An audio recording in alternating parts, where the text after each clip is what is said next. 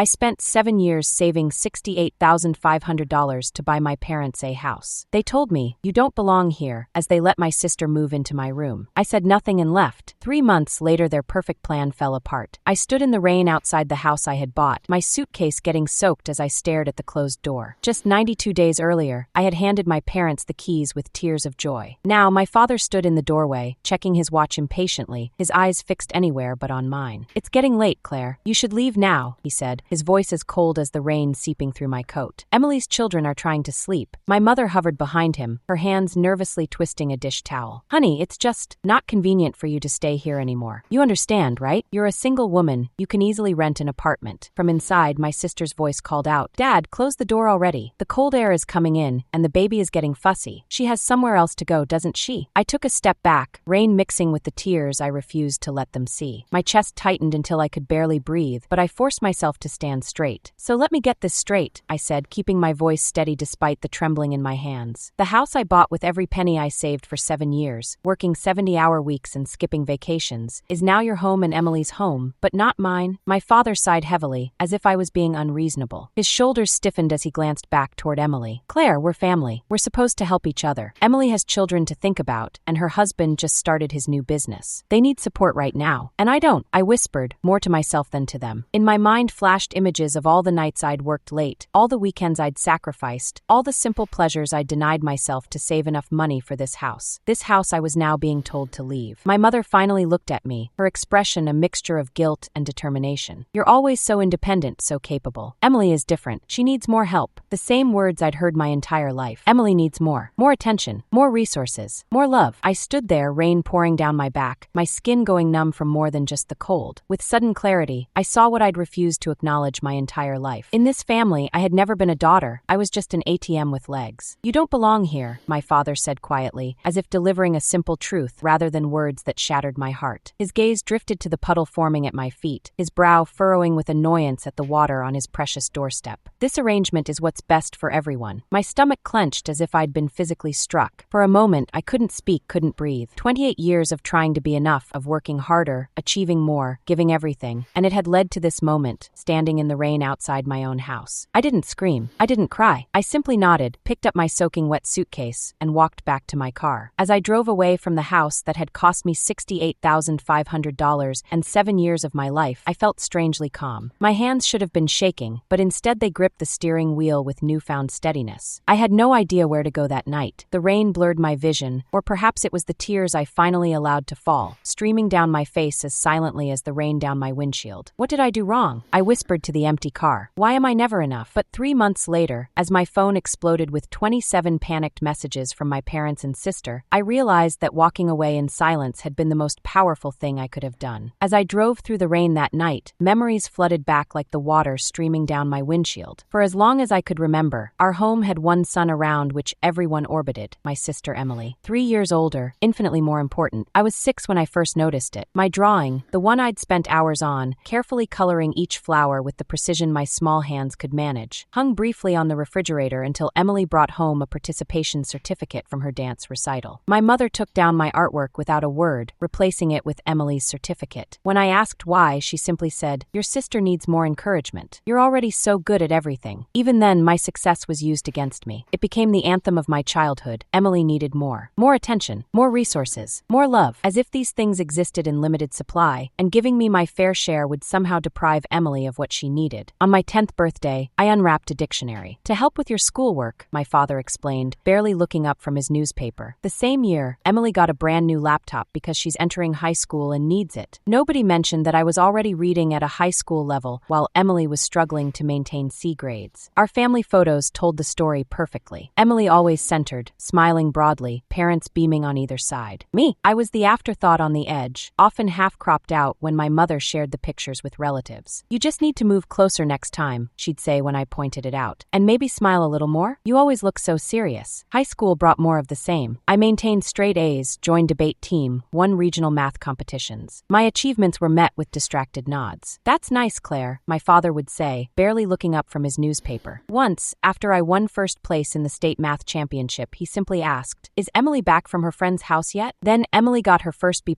in English, and my parents threw a dinner party. They invited aunts, uncles, cousins, people who hadn't been to our house in years. "We're so proud of how hard she's working," my mother told the gathered relatives, while I silently served dessert. No one asked about my straight A's or the scholarship offers that had already started coming in. "Emily is our shining star," she'd say to anyone who would listen, her arm around my sister's shoulders. "Claire is very self-sufficient." The word self-sufficient became a subtle insult in our house, a code for doesn't need or deserve attention. The only people who ever really saw me were my grandparents. Grandpa, a retired mathematics professor, recognized something in me that my parents never did. "The world of numbers makes sense in a way people often don't," he told me once, showing me his collection of vintage calculators. "Numbers don't play favorites, Claire. They just tell the truth." He taught me calculus before I learned it in school, showed me how equations could predict the arc of a thrown ball or the growth of a savings account. Grandma was the practical one. She'd slip me $20 bills when no one was looking. "Save this," she'd whisper. "Build your own future because no one else will build it for you." She'd been the first woman in her family to own a business, a small bakery she started in the 1960s with just $50 to her name. When they both passed away within months of each other during my sophomore year, I lost my only allies. At the funeral, my mother sobbed dramatically, leaning on Emily for support. I stood alone, dry-eyed not from lack of grief, but from the knowledge that public displays of emotion were reserved for my sister. The modest inheritance my grandparents left me, just $5,000, went straight into my escape fund. College was my salvation. A full academic scholarship took me 300 miles away, to a place where no one knew me as Emily's quiet sister. I worked 3 part-time jobs between classes, tutoring calculus, shelving library books, and weekend shifts at an accounting firm. I learned to survive on 5 hours of sleep and microwave meals. I came home for Christmas my freshman year, excited to share my 4.0 GPA. I walked in to find my parents consoling Emily, who had dropped out of community college after 1 semester. "College isn't for everyone," my mother soothed, stroking Emily's hair. "You're too creative for that structured environment." My news went unmentioned in the drama of Emily's latest failure. Later, I overheard my father on the phone. "We're planning a little vacation for Emily to help her recover. Just a quick trip to Cancun." The trip would cost more than all my textbooks for the year. Meanwhile, I was eating ramen noodles to save every dollar I could. When I mentioned needing a new laptop for my programming class, my father said, "Can't your scholarship cover that? We're a little tight right now with Emily's situation." Emily never did find her calling. She floated between retail jobs, quitting whenever the work became too demanding or a manager disrespected her. By the time I graduated with honors in finance, she had moved back home permanently, my parents still funding her journey of self-discovery. I landed a position at a prestigious investment firm, where my analytical skills and work ethic quickly set me apart. My starting salary was modest, but I lived as though I made half of it. Every bonus, every raise went straight into savings. I shared a tiny apartment with 2 roommates, brought lunch from home every day, and tracked every expense in a spreadsheet Grandpa would have admired. "Why don't you buy yourself something nice?" my coworkers would ask. "Take a vacation, get a better apartment." But I had a goal, a foolish, naive goal that had taken root during those quiet conversations with Grandpa. If I could just achieve enough, provide enough, maybe then my parents would finally see me. If I could give them something Emily couldn't, security, stability, a home, perhaps I would finally matter as much as she did. 7 years later, with $68,500 saved and a promotion to senior analyst, I made what I now recognize as the biggest mistake of my life. I decided to buy my parents a house. The perfect house. A 3-bedroom ranch with no stairs for their aging knees, close to their friends, with a garden for my mother's flowers. I spent weekends researching neighborhoods, evenings comparing mortgage rates, lunch breaks talking to realtors. I wanted everything to be perfect. My name on the mortgage, but their home in every way that mattered. Or so I thought. What I didn't know then, as I handed them the keys with a heart full of hope, was how quickly they would redefine their home to exclude the daughter who had provided it. The day I closed on the house still plays in my mind like a movie I can't turn off. It was a crisp October morning. I had taken the day off work, something I'd done exactly 7 times in 7 years. The real estate agent handed me the keys with a smile. "It's a beautiful home. Your parents will be very happy here." I clutched those keys in my palm until the metal edges left imprints on my skin. This was it, the moment I'd worked for, sacrificed for. The moment my parents would finally see me. I'd planned everything perfectly. I'd even tied a giant red bow around the front door, like in those home giveaway shows. My stomach fluttered with nervous excitement as I called my parents to meet me at the address, telling them only that I had a surprise. When they pulled up, my mother's eyes widened. "Claire, what is this?" "It's yours," I said, holding out the keys, my hands trembling with excitement. "I bought it for you. No more stairs, a garden for Mom, and the neighborhood you always talked about." For one beautiful moment, I saw something I'd waited my entire life to see. Genuine surprise and what I thought was appreciation in their eyes. My mother covered her mouth, tears welling up. My father stood silent, taking in the brick facade and manicured lawn. Then my father took up the keys, looked at them, and asked the question that should have been my first warning. Why isn't Emily's name on the paperwork? The air seemed to freeze around us. The warmth I'd felt seconds ago evaporated, leaving a cold, hollow feeling in my chest. What do you mean? I asked. Well, my mother chimed in, her voice taking on that familiar tone she used when discussing my sister. Emily and Jacob are struggling with their rent. Since this house has 3 bedrooms, we thought they could live here too. I blinked, trying to process this. My perfect moment was dissolving before my eyes. But I bought this as your retirement home. Emily has her own family. They should have their own place. My father frowned, that familiar crease forming between his brows, the one that appeared whenever I'd disappointed him. Claire, your sister has children. Her husband is trying to start a business. They need our help, our family's help. I understand that, I said carefully, my voice thin as I tried to salvage the situation. But I've saved for years to buy you both a comfortable home. I'm happy to have my name and your names on the deed. But, so you're saying you don't want to help your sister? My mother's eyes narrowed slightly. After all we've done for you? And there it was, the familiar trap. The same one I'd been caught in my entire life. If I resisted, I was selfish. If I agreed, I was what I'd always been, invisible. Let's discuss it later, I said finally, swallowing the lump in my throat. Today is about you having a new home. They reluctantly agreed, but the damage was done. My perfect moment was shattered. The move-in day, 2 weeks later, confirmed my worst fears. As I helped my father carry in the last of their furniture, a minivan pulled up. Emily emerged, her husband Jacob behind her, both of their arms filled with suitcases. Their 2 children, ages 4 and 2, ran toward the front door, their little shoes leaving muddy prints on the walkway I'd carefully power washed the day before. Surprise, Emily said, not to me but to my parents. We're all moved out of our apartment. The landlord was so understanding when we explained the situation. My father's face lit up in a way it never did for me. Perfect timing. We've got your room all set up. My room, I echoed, the words barely audible over the pounding in my ears. My mother avoided my eyes, suddenly very interested in the box of kitchen utensils she was unpacking. We thought Emily and Jacob could have the master bedroom, since they need the space with the children. Dad and I will take the second bedroom, and you can use the small room when you visit. When I visit, Mom, we never discussed. Claire, my father cut in, his voice low but firm. You live alone in that fancy downtown apartment. You don't need space here. Your sister has a family. I wanted to scream that my apartment wasn't fancy. It was a 1-bedroom walk-up in a building with perpetually broken elevators. I wanted to remind them that I'd spent over half a decade saving every penny so they could have this home. Instead, I stood in shocked silence. I watched, numb, as Emily's husband directed the movers to bring in their furniture, enough to fill the entire house. My stomach twisted when I saw my carefully selected housewarming gifts, the premium cookware set, the plush living room rug, being shoved aside to make room for Emily's worn sofa. Claire, Emily said, noticing me at last. Isn't this great? We can all be together again. The kids are going to love having their aunt around. She hugged me briefly, the scent of her expensive perfume lingering in the air, perfume I knew she couldn't afford on her own. That night, I slept in what was apparently now my room, a space barely large enough for a twin bed and a small desk. Through the thin walls, I could hear Emily and Jacob discussing renovations they'd like to make to our new place. Our new place, not my parents' home that I had bought. Their new place. Over the next month, my belongings began to disappear. First, it was small things. My books moved from the built-in shelves to make room for the children's toys. My favorite throw blanket, folded and placed in a closet because it doesn't match our aesthetic, according to Emily. Then larger intrusions. My toiletries removed from the bathroom. The kids need that shelf space. The spare key I kept taken from my keychain. We needed an extra for Jacob's mother. Each time I visited, less of me remained. And each time I objected, the response was the same. We're family. We need to share. But sharing only seemed to go one way. The breaking point came exactly 76 days after I'd handed over the keys. I arrived for our monthly family dinner to find the house full of unfamiliar faces. Emily was giving a tour, gesturing grandly. And this is the dining room. We're thinking of knocking out this wall to create an open concept space. My father proudly introduced me to their guests. This is our younger daughter, Claire. She works in finance. One of the guests, a middle-aged woman, smiled at me. Such a lovely home you all have. Emily was just telling us how they finally found their dream house. I froze. Their dream house. Emily laughed, putting her arm around our mother. Well, it's all of ours, really. A family home for generations. That was when I realized the terrible truth. In their minds, this had never been my gift to my parents. It had never been my parents' home. Somehow, in the alchemy of our family dynamic, my 7 years of sacrifice had been transformed into Emily's good fortune. I walked outside to catch my breath, my hands shaking. When my father followed me, I finally asked the question burning inside me. Dad, whose house do you think this is? He looked surprised. It's our family home, of course. I bought it, I said quietly. With my money. For you and Mom. He shrugged, as if my statement was irrelevant. And we're grateful. But family helps family, Claire. Emily needs. What about what I need? The words escaped before I could stop them, years of suppressed pain bubbling to the surface.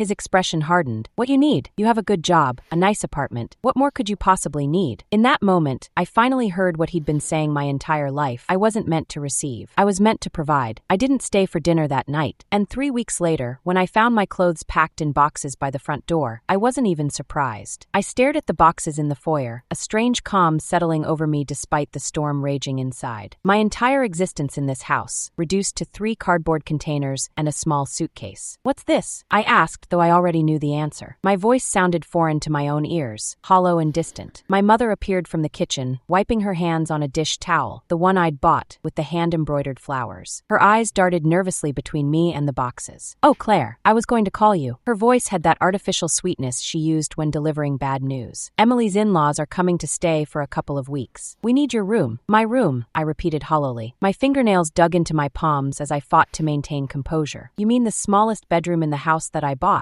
She flinched slightly but pressed on. It's just temporary. You can stay at your apartment. It makes more sense anyway. She tucked a strand of hair behind her ear, a nervous habit I'd inherited from her. From upstairs came the sound of children laughing, followed by Emily's voice. Mom, can you help me move this dresser? We need to make space for Jacob's parents' suitcases. Before my mother could respond, my father emerged from his study. His face darkened when he saw me standing by my packed belongings. Claire, didn't expect you today. No greeting, no warmth, just annoyance at my unscheduled appearance. Clearly, I said, gesturing to the boxes. My throat tightened with each word. Were you planning to tell me I was being evicted, or just leave my things on the curb? Don't be dramatic, he scoffed. It's not eviction. It's family helping family. Jacob's parents need somewhere to stay, and you have your own place. So do they, I countered. They have their own home 20 minutes away. That's not the point. My father's voice rose. His face reddened as he stepped closer. Emily needs her family close right now. The children are adjusting to the new house. The new house, I echoed. My heart pounded so hard I could feel it in my throat. You mean my house? That was when Jacob appeared at the top of the stairs. In the 3 months since they'd moved in, he'd never once thanked me. Not for the house, not for the furniture I'd provided, not for anything. His heavy footsteps thundered down the stairs as he approached. Is there a problem? He asked, his tone suggesting I was the problem. He stood too close, using his height to intimidate me, a tactic I'd seen him use before when he felt challenged. My father turned to him apologetically. No problem. Claire was just leaving. I haven't agreed to leave, I said, my voice steadier than I felt. Inside, I was trembling, but something in me refused to bend this time. Jacob descended the stairs slowly, his imposing frame seeming to fill the space. Look, Claire, I appreciate that you helped your parents with the down payment or whatever, but this is our home now. My children live here. My wife is making a life here. Down payment, I laughed incredulously. The absurdity cut through my pain. I paid for the entire house. Cash, $68,500. He shrugged as if the amount was irrelevant. And that was a gift to your parents, right? So now it's their house. And they've invited us to live here. My mother jumped in, her voice pleading. Claire, please, don't make a scene. Emily's already stressed with the in-laws coming. Can't you just be supportive for once? For once, as if I hadn't spent my entire life supporting them all. The words hit me like a physical blow, stealing my breath. I looked around at the house I'd so carefully chosen. Family photos lined the mantel, mostly of Emily and her children. My graduation picture was nowhere to be seen. The bookshelves I'd built held Emily's romance novels, not my finance texts. Even the kitchen I'd stocked with premium cookware now displayed Emily's mismatched dollar store mugs. It was as if I had never existed here. Fine, I said finally. I'll go, but we need to talk about the legal ownership of this house. My father's face hardened. What's there to talk about? You gave us a home. That's what good daughters do. They don't attach strings to gifts. The word gift hit me like a physical blow. In my rush to finally earn their approval, I had never clarified the legal arrangements. I had paid for the house, yes, but whose name was actually on the deed? I suddenly couldn't remember. The closing day had been a blur of paperwork and signatures. I need to take some of my personal items, I said, moving toward the stairs. My legs felt like lead, but I forced myself forward. Jacob blocked my path. Everything's packed already. Emily made sure of it. All of it? My documents? My grandmother's jewelry? My voice caught on the last word. Something flickered across my mother's face. The jewelry box is in the small drawer in the entryway. Emily thought it was just costume pieces. Of course she did. The modest gold earrings and silver locket from Grandma would never be valuable enough for Emily's taste. But they were precious to me, the only tangible connection to the one person who had truly loved me. As I retrieved the small wooden box, Emily finally appeared, her youngest child on her hip. Oh, you're here. Did Mom tell you about Jacob's parents coming? She did, I replied, my voice neutral. I clutched the jewelry box to my chest like a shield. It's so wonderful having everyone together. Finally enough space for a proper family home. Emily bounced her child gently, her smile radiant. She looked genuinely happy, genuinely oblivious to the pain she was causing. And who do you think provided that space? I couldn't help asking. Her smile dimmed slightly. Well, Mom and Dad, said, of course. That's what parents do. They provide for their children. I stared at her, realizing with stunning clarity that she genuinely believed this narrative. In her mind, this house had materialized because she deserved it, not because I had sacrificed for it. Perhaps she had never even been told the truth. Claire was just leaving, my father said firmly. She has work tomorrow, and it's getting late. It was 6:30 p.m. Right, I said, suddenly bone-tired. The fight drained out of me, replaced by a weariness that seemed to seep into my very bones. I'm leaving. As I picked up the first box, rain began to patter against the windows. Within seconds, it had become a downpour. The universe, it seemed, had a cruel sense of timing. Maybe you should wait it out, my mother suggested, a flicker of guilt crossing her face. I'll manage, I said, carrying the box to my car. By the time I loaded the third box, I was soaked through. No one offered to help, not even to hold an umbrella. As I reached for the last box, Jacob appeared in the doorway. We need to be clear on something, he said, voice low enough that only I could hear. This is our house now. Your visit privileges depend on your attitude. Understand, my visit privileges. To the house I had bought. Perfectly, I replied, the rain mixing with silent tears on my face. That night, sitting in my apartment surrounded by hastily packed boxes, I scrolled through my phone, looking at the few photos I had of the house. In one, taken the day I got the keys, I stood proudly on the front steps. Empty house, full heart. Now, full house, empty heart. I opened my laptop and searched, home ownership dispute parents. The results made my stomach sink. Without proper documentation, gifts could be legally ambiguous. I had been so focused on the emotional gesture, I'd neglected the legal protections. But then I remembered something. The closing meeting. The paperwork. The title company had asked whose names should be on the deed, and in my naive hope for approval, I had said. I frantically searched through my files, finally finding the digital copy of the closing documents. Owner of record, Claire Elizabeth Wilson. Not my parents, not Emily, just me. In my rush to give them everything, I had forgotten to actually transfer the title. The house was still legally mine. As this realization dawned, my phone buzzed with a text from Emily. Mom says you're upset. Don't be selfish. Family comes first. For the first time in my life, I didn't immediately respond with an apology. Instead, I called a lawyer. The law firm's conference room felt imposing, all glass and chrome and quiet power. But for the first time in months, I felt something other than despair. I felt in control. Still, as I sat there, my hands trembled slightly. Was I really doing this? Was I really about to evict my own family? Part of me, the part that had spent a lifetime seeking approval, wanted to back away, to apologize, to find some compromise that would let them keep walking all over me. So, Ms. Wilson, the attorney said, reviewing my documents, you purchased this property outright. Your name is the only one on the deed, yet your family has taken residence and is now attempting to exclude you? That's correct, I said, my voice steadier than it had been in weeks. I straightened my spine, remembering my grandmother's words. Build your own future because no one else will build it for you. Ms. Rivera, a sharp-eyed woman in her 50s, tapped her pen against her notepad. And there was never any written agreement about gifting the property to your parents? No, I intended it as their home, but I paused, the familiar guilt surfacing. Images flashed through my mind, my father's dismissive shrug, my mother's averted eyes, Jacob's threatening posture. But not as their legal property, she finished for me. Ms. Wilson, legally speaking, this is straightforward. The house is yours. You can evict anyone living there with proper notice. The word evict made my stomach clench. They're my family, I said weakly. Despite everything, the thought of putting my parents and nieces and nephews on the street made me physically ill. Yes, she replied, her expression softening slightly. That's why most clients in your position hesitate. But consider this. Would they hesitate to remove you? In fact, haven't they already done exactly that? Her words hit home with painful clarity. The memory of standing in the rain, suitcase in hand, rose unbidden. What are my options? I asked. Over the next hour, Ms. Rivera outlined a plan. We would send a formal notice giving my family 30 days to vacate the premises. If they refused, we would file for an official eviction with the court. It won't come to that, she assured me, seeing my distress. Once they understand you have legal standing, they'll likely negotiate. You don't know my family, I murmured. As I left her office, my phone buzzed with a text from Emily. Mom's birthday dinner this weekend. Try to be less dramatic than last time. My mother's birthday. I had nearly forgotten, and now I was plotting to evict her. For a moment, I almost backed out of the whole plan. I sat in my car, staring at the eviction notice drafts in my bag. Was I becoming the villain in this story? Was I letting bitterness consume me? Then I scrolled up to read Emily's previous message. Don't be selfish. Family comes first. Family comes first. But in my family, I never had. I made my decision. The legal notices were drafted that afternoon. Rather than sending them immediately, however, I decided on a different approach. My family had spent years rewriting our narrative. It was time they faced the truth, not just privately but publicly. My mother's birthday dinner would be the perfect opportunity. That Saturday, I arrived at the house that was legally mine, now festooned with decorations I hadn't chosen. My heart pounded as I approached the door, the weight of the property deed in my purse feeling impossibly heavy. The driveway was filled with cars, including my Aunt aunt and uncle's SUV and my cousin's sedans. A full family gathering. Emily opened the door, her surprise at seeing me quickly masked with artificial warmth. "Claire, you came. Mom will be so pleased." I smiled, clutching my handbag a little tighter. Inside was a birthday card containing not a gift card, but the property deed with my name highlighted. The house was crowded with relatives, many of whom I hadn't seen in months. They greeted me with the usual distant politeness, most conversations quickly turning to praise for Emily's children or questions about Jacob's business ventures. "How's your job?" my cousin asked vaguely, clearly unable to remember what I actually did. "Fine," I replied, not bothering to explain my recent promotion. It wouldn't matter to them anyway. My father intercepted me before I could reach my mother. "Claire," he said, his voice low, "I hope you're not planning to cause a scene. It's your mother's birthday." "I'm just here to celebrate," I replied evenly, and to clear up some confusion. He frowned but was called away by my uncle before he could respond. My mother sat in the place of honor in the living room, opening gifts. She seemed genuinely surprised to see me. "Claire, I didn't think you'd make it." "I wouldn't miss it," I said, handing her the envelope. "Happy birthday, Mom." She smiled, setting it aside with the other cards. "Thank you, dear. We'll open these later." Emily, ever the center of attention, clapped her hands. "Everyone to the dining room. I've prepared Mom's favorite dinner." The dining table, my dining table, which I had carefully selected for its solid oak construction, groaned under platters of food. As everyone took their seats, I noticed place cards had been arranged. Mine was at the far end, wedged between two distant cousins. Throughout dinner, the conversation flowed around me as if I were invisible. Emily held court, describing the renovations she was planning. "We're thinking of knocking down the wall between the kitchen and dining room," she announced. "Create a more open concept for entertaining." My aunt nodded approvingly. "It's so wonderful that you've created such a lovely home for your parents. They deserve it after all they've done." Emily beamed. "Well, family takes care of family, right?" I set down my fork with a deliberate clink. "Speaking of family and homes," I said, my voice cutting through the chatter, "there seems to be some confusion I'd like to clear up." The table quieted. My father shot me a warning look. "What confusion?" my aunt asked. I smiled. "About this house. There seems to be a misunderstanding about who actually owns it." Emily laughed nervously. "Claire helped with the down payment, if that's what you mean. We're all very grateful for her contribution." "Contribution," I repeated. "Is that what we're calling it? A contribution?" My mother shifted uncomfortably. "Claire, perhaps this isn't the time." "Actually, Mom, I think your birthday is the perfect time for truth. Open my card." All eyes turned to my mother as she reluctantly reached for the envelope I'd given her. Her hands trembled slightly as she opened it and unfolded the property deed. Her face drained of color. "What is it?" Emily demanded. It's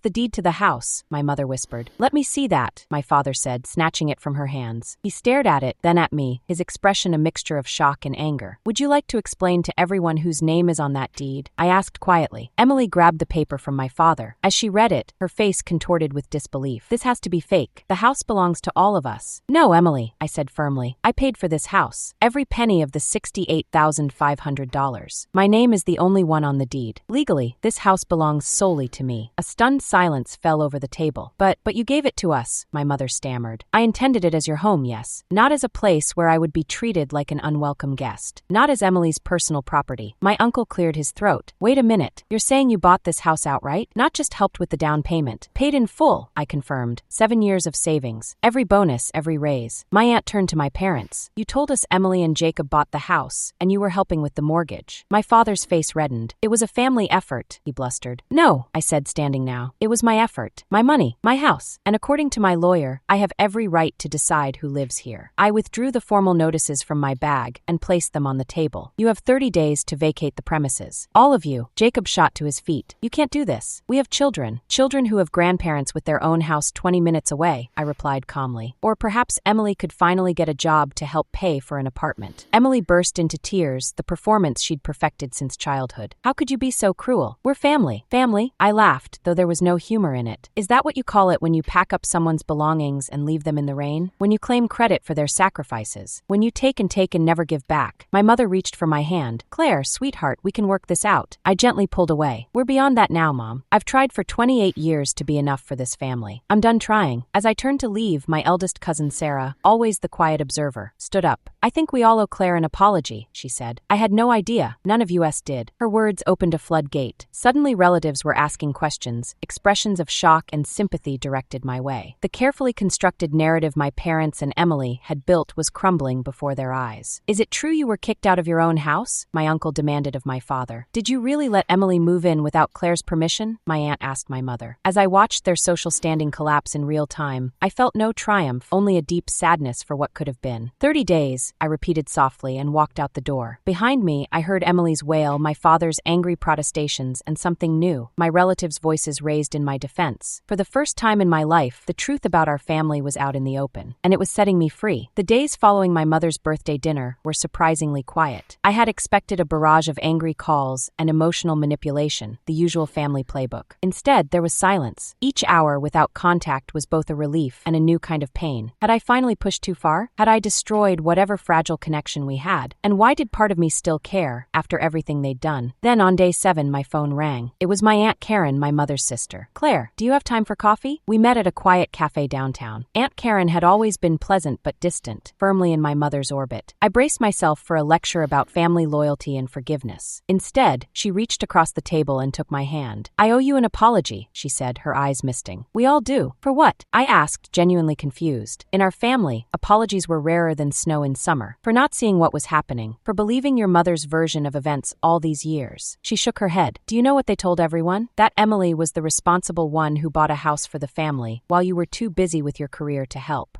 The betrayal shouldn't have shocked me anymore, yet somehow it still did. My hands trembled slightly as I set down my coffee cup. "After your revelation at the dinner, several of us confronted your parents," she continued. "The truth came out in pieces. How you'd worked multiple jobs in college while Emily dropped out. How you'd saved for years while they funded her creative pursuits. How you'd been the one supporting them all along." I stared into my coffee, unsure how to respond. It felt strange to have my reality validated after so many years of gaslighting. "Your cousin Sarah was so upset she posted about it in the family group chat," Aunt Karen said, showing me her phone. I read Sarah's message. "Just found out Claire has been gaslit by the family for years. She bought that house with her own money, and they kicked her out to let Emily move in. Then lied to all of us about it. I'm disgusted." The thread below showed dozens of responses, most expressing shock and support for me. "Uncle Robert always knew that girl had backbone. About time someone stood up to your sister, Karen. Cousin Michael. This explains why Claire always looked so uncomfortable at family gatherings. We owe her big time. The family narrative is shifting,"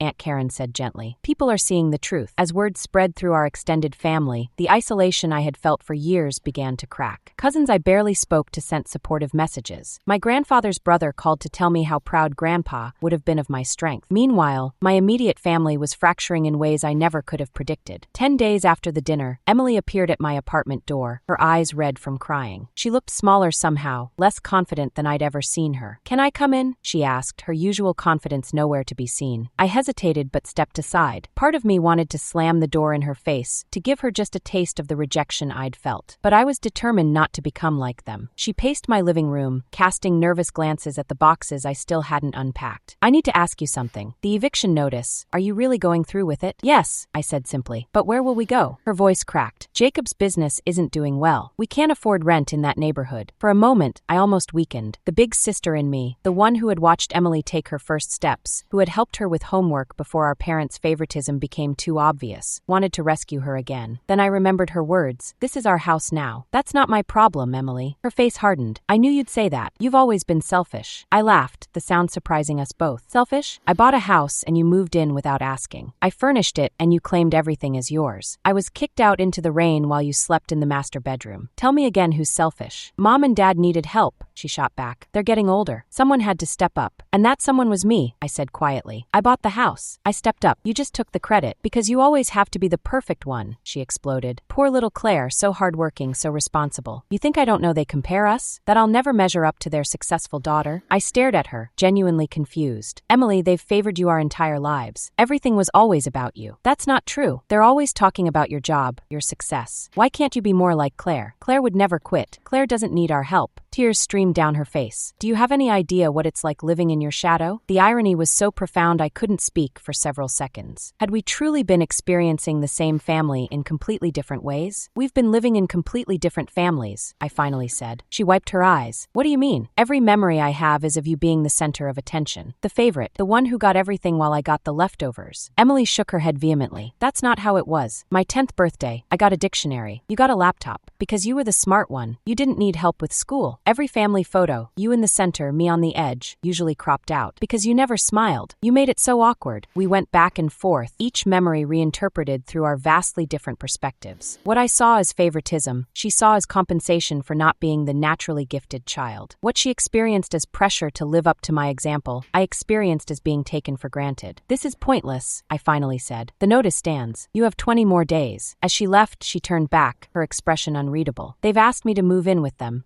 into their actual house. But I said no. Why? Because I'm done being the family project. With that cryptic statement, she walked away. That evening, my father called for the first time since the dinner. We're moving out, he said without preamble. No need to wait the full 30 days. Where are you going? I asked, surprised by his capitulation. Back to our house, the one we owned before all this. I was stunned. You kept your house. But I thought you needed a new place because of the stairs. He sighed heavily. We rented it out. The income was helping fund Emily's husband's business venture. Another piece of the puzzle clicked into place. They'd never needed my house at all. It had all been an elaborate scheme to finance Emily's life, at my expense as always. And Emily? I asked. She's found an apartment. Apparently she's getting a job. He couldn't keep the disappointment from his voice. The next 2 weeks were a flurry of activity. True to their word, my parents moved out quickly, taking only what they had brought. Emily's family took longer, Jacob complaining bitterly about the family betrayal, even as they packed. On the final day of their occupancy, I arrived to inspect the property. The house was eerily empty, with marks on the walls where pictures had hung and indentations in the carpet from furniture. In the kitchen, I found my mother. She was wiping down countertops, a habit from my childhood. I think that's everything, she said, her voice small. I nodded, unsure what to say. The victory felt hollow somehow. Claire, she began, then stopped, struggling with her words. I know you won't believe this, but we never meant to hurt you. Then what did you mean to do? I asked. She shook her head, tears forming. I don't know anymore. Somewhere along the way, we lost sight of everything. We were so worried about Emily. She's always needed more help, more attention, that we forgot you needed things too. I didn't need much, I said quietly. Just recognition, respect, a place in the family. And we failed you. For the first time in my life, my mother looked truly remorseful. I failed you. She reached into her purse and pulled out a small, worn envelope. Your grandmother left this for you. I was supposed to give it to you when you turned 25, but she trailed off, shame evident in her expression. I took the envelope, my hands trembling slightly. I'll leave you to it, she said, heading for the door. For what it's worth, Claire, I am sorry. Truly sorry. After she left, I sat on the bare floor of what was now, indisputably, my house, and opened my grandmother's letter. Inside was a faded photograph of Grandma as a young woman, standing proudly in front of a small bakery, and a handwritten note. My dearest Claire, by the time you read this, I'll be gone. But I want you to know that I've always seen your true worth, even when others didn't. Your grandfather and I recognized the quiet strength in you from the day you were born. Remember the bakery I told you about? The one I started with just $50 to my name? I sold it before you were born, but I kept the money for something special. For someone special. There's an account in your name with $43,000. Not a fortune, but enough to start something of your own. Something that belongs only to you. Don't let anyone convince you that you're not enough. You've always been more than enough. All my love, Grandma. Tears streamed down my face as I clutched the letter to my chest. Even from beyond the grave, my grandmother had looked out for me, had been planning for my future when my own parents couldn't see past Emily's needs. That night, I slept in my empty house, surrounded by nothing but possibilities. And for the first time in months, I dreamed not of the past, but of the future. When I woke in my empty house the next morning, sunlight streaming through bare windows, I felt oddly light. The walls that had witnessed so much family drama now seemed to hold different possibilities. I ran my fingers along the kitchen counter where my mother had stood just yesterday. 3 months ago, I had bought this house hoping it would finally make me part of the family. Now I understood that a house couldn't fix what was broken between us. No material thing could. I spent that first weekend alone, just me in the hollow spaces. No Emily's children running through the hallways. No Jacob's booming voice claiming territory. No parents mediating in favor of my sister. Just quiet, the kind of quiet that feels like freedom. Monday morning, I called my boss. I need to take 2 weeks off, I said. For someone who had used exactly 7 sick days in 7 years, this was unprecedented. Everything okay? He asked, genuine concern in his voice. Not yet, I answered honestly. But it will be. Those 2 weeks became the most transformative of my life. I spent the first few days in deep cleaning mode, scrubbing away every trace of the family that had tried to erase me. Each sweep of the mop felt like reclaiming territory, each bag of discarded items like shedding old weight. I found odd remnants of their brief occupation. Emily's son's toy car under the refrigerator, my father's reading glasses in a drawer, a grocery list in my mother's handwriting. Each item stirred complicated emotions, but I worked through them methodically, just as Grandpa had taught me to work through complex equations. On day 5, I called a realtor. Are you sure you want to sell? She asked after touring the house. It's a lovely property in a desirable neighborhood. I looked around at at the spaces that should have held warm memories, but instead were stained with betrayal. I'm sure this house was meant to be a gift, but it became a prison. I need a fresh start. The property hit the market on a Thursday. By Saturday, I had 3 competing offers, all above asking price. The housing market had risen significantly since my purchase. The final sale netted me $86,400. My original investment plus almost $18,000 in equity. Combined with my grandmother's gift of $43,000, I now had nearly $130,000 to my name. Financial freedom is its own kind of power. My parents heard about the sale through family channels. My father called, his voice tight with forced casualness. "So you sold the house," he said. No greeting, no pleasantries. "Yes, I suppose we should return your furniture." There was a question in his statement. "Keep it," I replied. "Consider it the last gift I'll ever give this family." A long pause followed. "Claire," he began, then stopped. After another silence. "Where will you go?" It was the first time in my adult life he'd asked about my plans without immediately relating them to Emily's needs. "I'm leaving," I said simply. "New city, new start." "You're running away," he accused, old habits resurfacing. I laughed, surprising myself with how genuine it sounded. "No, Dad. For the first time in my life, I'm running toward something. Something that's just for me." 2 weeks later, I stood in my new condo in a city 400 miles away. Floor-to-ceiling windows overlooked a vibrant downtown area. The space was modern, bright, and most importantly, entirely mine. My new position as financial director for an up-and-coming tech firm offered more responsibility, better pay, and a clean slate. No one here knew me as Emily's sister or the responsible one. I was just Claire, competent, valued Claire. I unpacked Grandma's photograph and placed it prominently on my desk. The bakery she had built from nothing, the business she had poured her heart into. It reminded me that entrepreneurial spirit ran in my blood, even if it had skipped a generation. During those first months in my new city, communication with my family was minimal. Emily sent a terse text announcing she'd found a job at a local boutique. My mother occasionally messaged with cautious questions about my new life. My father remained largely silent. Then, 6 months after I'd left, a letter arrived with my mother's handwriting on the envelope. Inside was a formal invitation to Emily's vow renewal ceremony, celebrating 5 years of marriage to Jacob. Handwritten at the bottom, "We understand if you don't want to come, but we'd like you to be there." I nearly threw it away. The thought of seeing them all again made my chest tighten. What if they tried to pull me back into old patterns? What if I weakened and let them? Then noticed another slip of paper in the envelope, a note from Emily. "Claire, I know we can't fix everything with one ceremony, but I'm trying to build something honest now. Job, marriage, life. No more shortcuts. If you can stand to be in the same room with me for an afternoon, I'd like to start by saying thank you for the wake-up call none of us deserved, but all of us needed." I traced my finger over her handwriting, remembering the sister I'd had glimpses of in childhood, before our parents' favoritism had twisted our relationship beyond recognition. Did I attend? Yes, briefly. I arrived late, sat in the back, and left during the reception. But that small step was enough to show myself I was healing, strong enough to face the past without being consumed by it. My parents approached me awkwardly at the ceremony, tentative in a way they'd never been before. The family dynamics had shifted permanently. Without the ability to exploit my resources, they had been forced to re-examine their relationship with both daughters. "Your new job sounds impressive," my father commented, genuine interest replacing his usual dismissal. "Emily told us you're thinking of starting some kind of business on the side," my mother ventured. I nodded. "A financial literacy program for young women, teaching them what I had to learn the hard way, how to protect themselves and build security." The irony wasn't lost on any of us. As I prepared to leave the reception, Emily caught me at the door. The confident, entitled sister of my childhood was gone, replaced by someone more grounded, perhaps even a little humbled. "I heard about your program," she said. "It's a good idea." "Thank you. I've been taking some online courses," she continued. "Accounting basics. Turns out I'm not bad with numbers either." I raised an eyebrow, surprised. Grandpa would be pleased. A shadow of understanding passed between us, the recognition that we were both, in our own ways, trying to reclaim parts of ourselves that had been buried under our parents' expectations. "We'll never be close," Emily acknowledged, "but maybe someday we could be, not enemies?" I nodded. Maybe someday. That evening, back in my hotel room, I opened my laptop and finalized the business plan I'd been developing. Wilson Financial Futures would launch the following month, funded entirely by my grandmother's gift. The logo incorporated the faded bakery sign from her photograph, one woman's legacy inspiring another's beginning. 1 year to the day after being forced out into the rain from a house I had bought, I stood on a small stage, addressing a room of 30 young women at my program's first workshop. "Financial independence isn't just about money," I told them. "It's about having the power to walk away from people who don't value you. It's about creating a life that belongs to you and no one else." As I spoke, I realized I wasn't just teaching these women, I was affirming the lessons I had learned at such high cost. After the workshop, a young woman approached me, clutching her notebook. "My family thinks I'm wasting time learning about investments," she confessed. "They say I should focus focus on finding a husband. I smiled, recognizing my younger self in her determined eyes. Let me tell you a story about a house, a rainy night, and what I wish someone had taught me years ago. Later that night, I stood on my condo balcony, watching city lights flicker against the darkening sky. My phone buzzed with a message from my mother. Saw your program was mentioned in the Business Journal. We're proud of you. For the first time, her words didn't trigger a desperate need for validation. I didn't need their pride anymore. I had my own. Sometimes people ask if I regret cutting ties with my family. The truth is more complicated than regret. What I lost was the fantasy of the family I had tried to buy with that house. The loving parents who would finally see me, the sister who would finally appreciate me. What I gained was reality, messy, sometimes painful, but honest. We now maintain a distant civility, occasional messages, rare visits. It's not what I once longed for, but it's something true. The greatest gift my family ever gave me wasn't love or support. It was the harsh lesson that taught me to provide those things for myself. In pushing me out of a house I had bought, they inadvertently pushed me into a life I had never been brave enough to imagine. Sometimes standing in the rain is the beginning of freedom, and sometimes the family you're born into teaches you exactly what you don't want to become, leaving you free to build something better from the ground up.